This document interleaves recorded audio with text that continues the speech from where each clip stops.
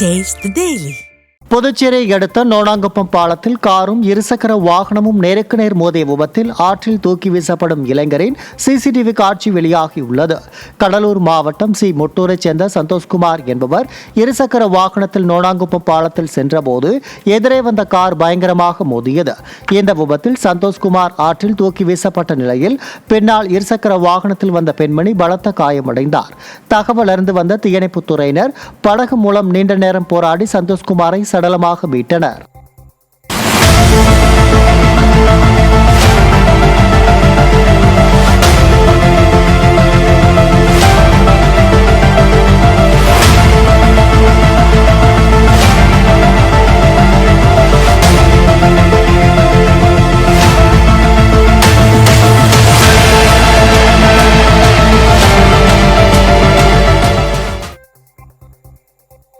வரி உயர்வை குறைக்காததை கண்டித்து ஈரோடு மாநகராட்சி மாமன்ற கூட்டத்திலிருந்து அதிமுக கவுன்சிலர்கள் வெளிநடப்பு செய்தனர். ஈரோடு மாநகராட்சியில் வரியை குறைக்க வலியுறுத்தி தீர்மானம் நிறைவேற்றியும் இதுவரை நடவடிக்கை எடுக்கவில்லை என்றும், உங்களுடன் முதல்வர் திட்டத்திற்கு மாநகராட்சி பொது நிதியிலிருந்து செலவு செய்வதாகவும் அதிமுக கவுன்சிலர்கள் குற்றம் சாட்டினர். பின்னர் அரசியல் காழ்ப்புணர்ச்சியோடு செயல்படும் திமுக மாநகராட்சி நிர்வாகத்தை கண்டித்து மாமன்ற கூட்டத்திலிருந்து அதிமுக கவுன்சிலர்கள் வெளிநடப்பு செய்தனர். தேர்தல் வாக்குறுதியை நிறைவேற்றாத விடிய அரசை கண்டித்து அரசு போக்குவரத்து கழக தொழிலாளர்கள் 12வது நாளாக காத்திருப்பு போராட்டத்தில் ஈடுபட்டனர். சென்னை வடபழனி, அயனாவரம் உட்பட தமிழகத்தின் 24 இடங்களில் போராட்டமானது நடைபெற்று வருகிறது.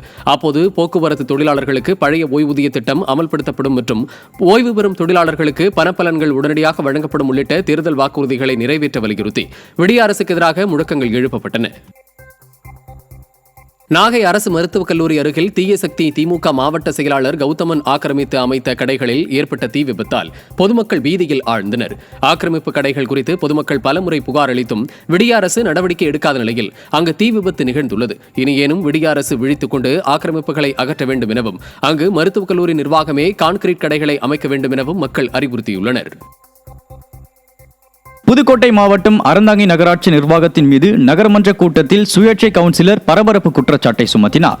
2வது வார்டை சேர்ந்த சுயேட்சை கவுன்சிலர் விஸ்வமூர்த்தி என்பவர் நகராட்சியின் பல வார்டுகளுக்கு குடிநீர் செல்லும் சுமார் 3 லட்சம் மதிப்புடைய குடிநீர் தொட்டியானது கழிவுநீர் தேங்கி குளம் போல் காட்சியளிப்பதாக குற்றம் சாட்டினார். இதுகுறித்து விடியா திமுக அரசின் நகராட்சி நிர்வாகத்திடம் புகார் கூறியும் எவ்வித நடவடிக்கை எடுக்கவில்லை என வேதனை தெரிவித்தார். ஆதாரமாக இருக்கக்கூடிய இந்த நீரோட்ட நிலையத்தில் கழிவு நீர் சுற்றி இருப்பதனால் பொதுமக்களுடைய குடிநீர் வழங்குவதில் அச்சம் ஏற்படுகிறது.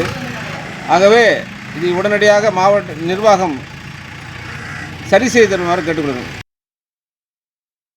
மதுரை அழகர்மலை கோயிலில் கடைகள் கட்டுமானத்துக்கு உயர்நீதிமன்ற மதுரை கிளை இடைக்கால தடை விதித்துள்ளது. கள்ளழகர் திருக்கோயில் வளாகம் மற்றும் அருகில் உள்ள பகுதிகளில் கோயில் நிதியில் வணிக நோக்கில் கடைகளை கட்டக்கூடாது என்ற அறநிலையத்துறை விதிகளை மீறி 11 கடைகள் கட்டப்பட்டு வருவதை எதிர்த்து தொடரப்பட்ட வழக்கை விசாரணைக்கு வந்தது. அப்போது கோயிலில் கழிவறை, ஓய்வறைகள் கட்டலாம் என்றும் வணிக நோக்கில் கடைகள் கட்ட இடைக்கால தடை விதித்தும் நீதிபதிகள் உத்தரவிட்டனர்.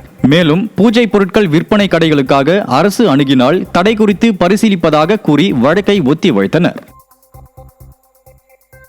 திருவாரூர் மாவட்டம் அச்சுதமங்கலத்தில் 10 வயது மகளுக்கு ஆதார் அட்டை பெற முடியாமல் அலைக்கழிக்கப்படுவதாக பெற்றோர் குற்றம் சாட்டியுள்ளனர். அரசு பள்ளியில் படிக்கும் மகளுக்கு ஆதார் அட்டைக்காக புகைப்படம் மற்றும் கருவிழிகளை பதிவு செய்து பிரிண்ட் அவுட் கொடுத்துள்ளனர். ஆனால் ஒவ்வொரு முறையும் அதிகாரிகள் ஒவ்வொரு குறைகளை கூறி அலைக்கழிப்பதாக புகார் தெரிவித்த பெற்றோர் ஆட்சியரிடம் மனு அளித்தும் விடியா முதல்வரின் செயலற்ற அதிகாரிகளால் கடும் இன்னலை சந்திப்பதாகவும் குற்றம் சாட்டினர்.